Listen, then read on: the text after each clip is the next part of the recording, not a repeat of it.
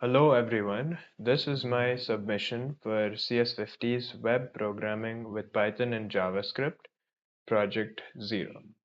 So first up we have 3 pages. The first is a normal Google search page, then we have the image search page, and we also have the Google Advanced search page. So let's go to the Google search page first. It works like any other normal search page. So if we search up for something like Tintin and click Google search, we go to the search page for the adventures of Tintin. And if we go to the image search page, let's search up something like goldfish. Let's say I wanted an image of a goldfish.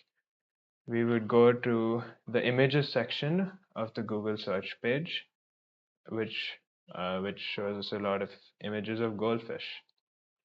And now let's go to the advanced search page. This page gives a lot more control over the Google search.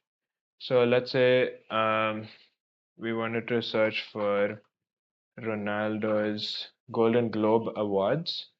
So we would include the words Ronaldo because it's the main search, and then we want the exact words Golden and Globe to be included in this search result. So let's type that in, Golden and Globe.